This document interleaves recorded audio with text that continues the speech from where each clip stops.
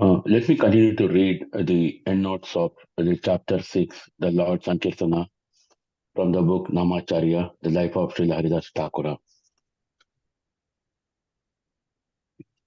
Srila Prabhupada also describes the different planes of perception in a Bhagavad Gita lecture given in London on August 8, 1973.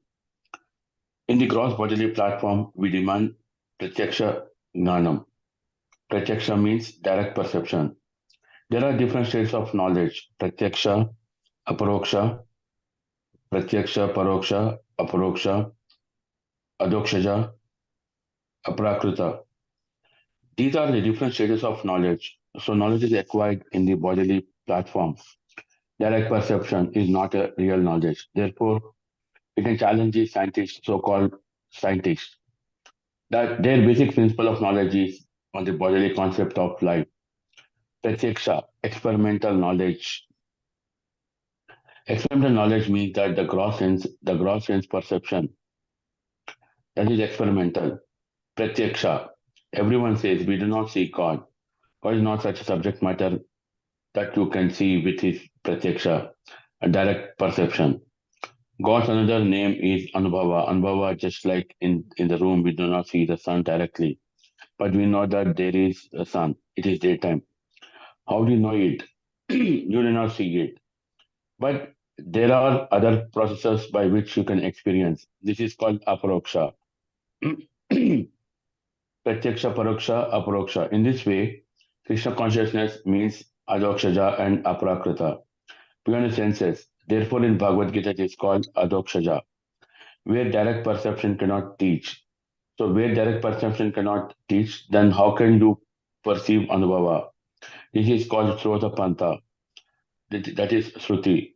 You have to take knowledge from the Vedas, and the Vedic knowledge is explained by Guru. Therefore, one has to take shelter of Krishna as a supreme Guru or his representative. Then all kinds of troubles means ignorance can be dissipated. Yachokam uchasho uchosanam indriyanam. This is a sloka from Bhagavad Gita, chapter 2, sloka 8. So that's explained here. So that's explained here. Tavai pamsam parodharma yedo bhaktir adokshaja. This is again from Srimad Bhagavatam, Canto 1, chapter 2, verse text 6. Adokshaje. Beyond the sense perception, we have got different stages of knowledge. Direct perception, Pratyaksha, Paroksha, Aparoksha, Adokshaja, Aprakrita. These are the five stages of knowledge. Direct perception, knowledge received from others, then realization, then anubhuti, understanding what's the position of God and his situation. This is called Aprakrita. Aprakrita means not within this material world, but about that. Shankaracharya, he has described Narayana para avyakta. There are different stages of knowledge: pratyaksha, paroksha, aparoksha, adokshaja, aprakrita. One has to go step by step. General knowledge means pratyaksha. Whatever you perceive by the senses, this is called pratyaksha. The knowledge which you receive from authorities, that is paroksha. Then aparoksha, realization. Then also adokshaja. Adokshaja means knowledge which is beyond your perception, but there is a source of knowledge, adokshaja. Therefore, God's another name is adokshaja. So any knowledge within the alphabets ABCD, that is called akshaja. And the knowledge which is beyond that, that is called adokshaja. And beyond the adokshaja knowledge, there is aprakrita. Aprakrita knowledge taken from Srila Prabhupada lecture given in Bombay on Srimad Bhagavatam, Canto 3, chapter 26, text 21. Another lecture given by Srila Prabhupada in December 1972 in Bombay, India. This was a lecture on nectar of devotion. From Prabhupada purport. So here the point is that Sanatana Goswami, Tabira Kasa, He was so mad after meeting Chaitanya Mahaprabhu that whatever money he had with the village banker, and even though it was sinful to bribe, he didn't care for it. He resigned. He wanted. He resigned his service as a minister. Therefore, he was imprisoned. Now, to get out of the prison house, he bribed the jailer. He was so much ecstatic. There is a verse about the Laulyam.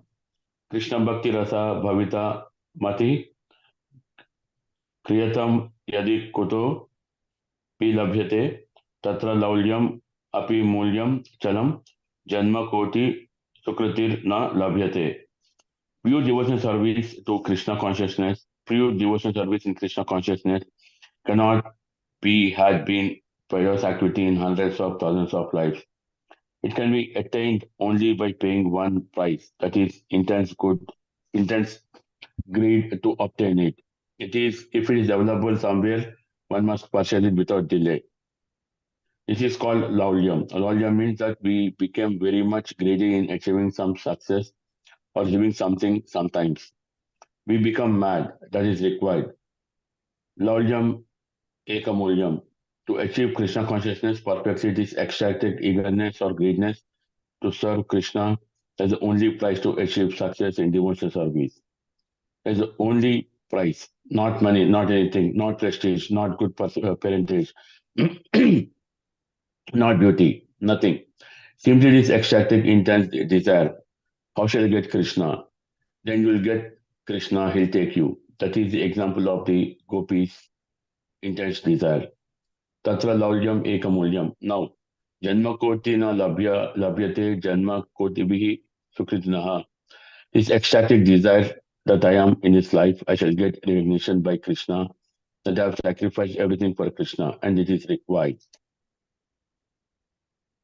Again, taking from the text from Sri Chaitanya Mangalya, Majakanda, from chapter concentrating the deliverance of Jagai and Madai, is an indication that the Lord's followers may have an intense interest or attachment to the results of their service to Krishna. Such attachment stems from the joy of pleasing Krishna. The servant knows how to make arrangements, which is very pleasing to the master, and when the master is pleased, the servant also feels pleasure. The Chaitanya Mahaprabhu, in the mood of a devotee, was engaging Haridasa Thakura and Nityananda Prabhu in service, and as such, he relished the daily report of the results of the preaching of Haridasa Thakura and Nityananda Prabhu. Similarly, Srila Prabhupada wanted to know the results of the book distribution. There are a number of quantitative goals in Krishna consciousness, like chanting of 16 rounds. Of course, chanting of rounds should include both quality and quantity. However, quantity cannot be ignored. The Goswamis themselves set the example of quantitative goals. Sankhya, Purvaka, Nama, Gana, Natvihi, chanting the holy names and bowing down in a scheduled measurement. In addition, many devotees recite the 10 offenses to the holy name, quantitative, before chanting in order to remind themselves to be attentive to the quality of their chanting. Judging from the life of the acharyas, it seems that sincere devotees try not to neglect either quality or quantity in regards to the bhakti. Yes, yeah, you can start. Okay, thank you, Prabhu. From the endnotes, it is very clear that there are different stages of realization, which is again a different senses what we see. And when example is given, how do you see sun? It's very it's a very easy that if you see a light in a room without a lamp, that's where you see that the sun is already there and you can see that light. But by reading this book, by reading these pages, one thing that still struck is the same thing. The famous the verse which is very famous to me, or at least very near to me. Ha- Harer Nama, Harer Nama Iva Kevalam, Kalo Na Seva, Gati Anyata. So whatever you do, however you do, just believe in Lord Krishna, do the chanting, do the ABCD, and definitely you'll attain the Krishna consciousness.